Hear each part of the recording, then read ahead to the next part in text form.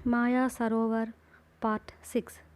सिद्ध साधक झाड़ी में प्राप्त ताड़पत्र ग्रंथ को देख जोश में आ गया। उसने नकारात्मक ढंग से सर हिलाकर कहा, यह कोई देव भाषा या राक्षस भाषा हो सकती है। हम उनकी मदद से ही इसे पढ़ सकते हैं, या हो सकता है कि राजा कनकाक्ष के दरबारी पंडित में से कोई जानता हो। जयशील ने साधक के हाथ से ताड़पत्र ग्रंथों को लेकर इधर उधर पलटकर देखा और कहा, बहेलिये के द्वारा कहे जाने वाले 2 पैरों वाला मगरमच्छ ही इसे यहाँ पर छोड़ गया होगा। लेकिन यह बात सच है कि युवराज तथा युवरानी का पता लगाने में यह ग्रंथ बिल्कुल सहायक सिद्ध न होगा। इन शब्दों के साथ जयशील ने उस ग्रंथ को निकट की झाड़ियों में फेंक दिया। इतने में सिद्ध साधक ने कहा, जयशील, तुम नाराज मत हो। मैं इस बहेलिये के ज़रिए 2 पैरों वाले मगरमच्छ का पूरा पता लगा लेता हूँ। शायद वही युवराज या युवरानी को हड़प कर ले गया होगा। सिद्ध साधक बहेलिये के कंधे पर थपकी देते हुए बोला, अबे सुनो, तुम्हें डरने की कोई ज़रूरत नहीं।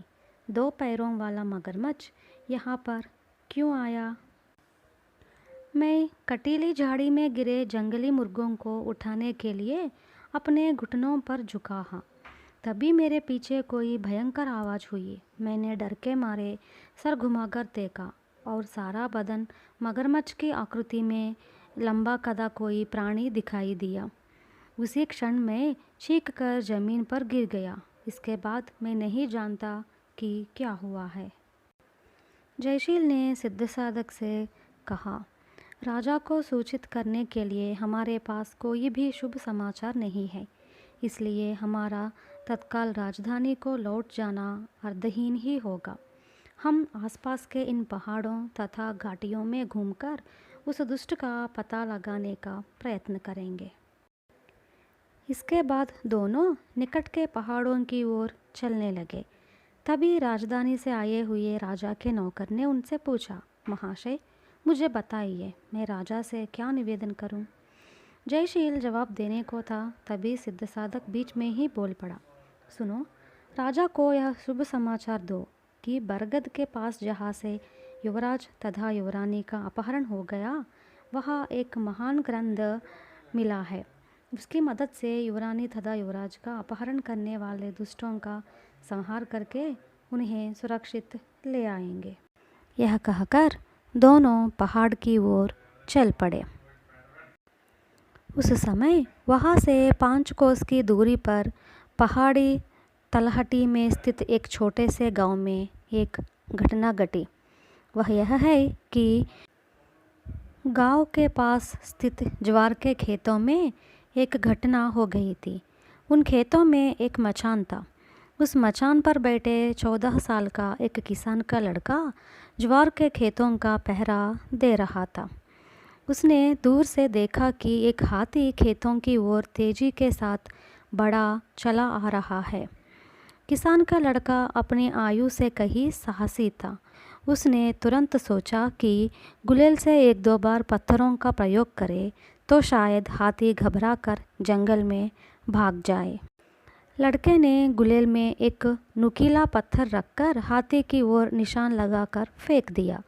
उसका निशान अचूक निकला। पत्थर हाथी से जा लगा, मगर चोट खाकर हाथी ना झींकार नहीं किया, बल्कि एक विचित्र आकृति हाथी पर उठ बैठी और हुंकार कर उठी, अरे यह कौन है?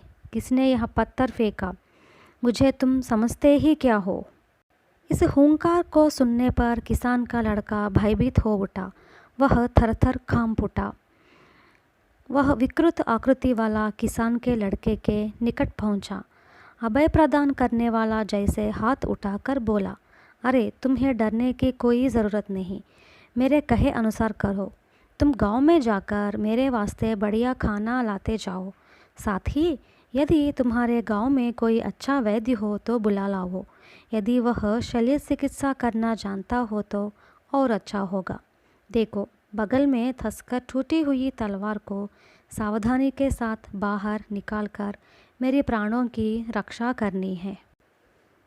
किसान का लड़का थर थर कांपते हुए विकृत आकृति वाल की सारी बातें सुनता रहा, मगर मचान से उतरने की उसकी हिम्मत न हुई। इसे भांपकर विकृत आकृति वाला आगे बढ़ा, किसान के लड़के की कमर पकड़कर उसे नीचे सरका दिया। तब वह लड़का आंधी की भांति तेजी के साथ ज्वर के खेतों में से होकर दौड़ पड़ा। थोड़ी ही देर में वह अपना गांव पहुंच गया। उस वक्त गांव के बीच स्थित नीम के पेड़ के नीचे चौपाल पर ग्रामवासी बैठे बाताखानी कर रहे थे। हांफते हुए अपनी ओर बढ़ने वाले किसान के लड़के को देख उन लोगों ने पूछा, अब क्या हुआ, दौड़ते क्यों हो? लड़का रुक गया। हांफते हुए उसने सारी कहानी सुनाई, पर गांव के किसी भी व्यक्ति को उसकी बातों पर विश्वास न हुआ। कुछ लोगों ने यहाँ तक सोचा कि लड़के का मतिभ्रमण हो गया होगा। उस वक्त वहाँ पर गांडचारी आ थमका। उसने सारा समाचार जानकर कहा, किसान के लड़के ने जो बात बताई उसमें आश्चर्य करने की कोई बात नहीं है। जब ग्रामदेवी मेरे भीतर प्रवेश करती है तब मैं इस प्रकार के जलहातियों तथा मगरमच्छ वाले मनुष्यों को ही नहीं, अपितु 2 सरल वाले सिंहों तथा 10 सिर वाले विचित्र मनुष्यों को भी देखा करता हूँ। तो तुम ही बताओ, अब हमें क्या करना होगा? फिर क्या था, सबने वाद विवाद करना शुरू किया। इस पर भीड़ में से एक ने ग्राम वैद्य चरकाचारी को दिखाते हुए कहा, सुनते हैं कि उस दुष्ट के शरीर में कोई तलवार धसी हुई है। वह भोजन के साथ इलाज भी कराना चाहता है। चरकारी डर के मारे कांपते हुए बोला, उस विकृत आकृति वाले राक्षस का मैं इलाज करूं? यह काम तो शस्त्र चिकित्सा जानने वाला ही कर सकता है।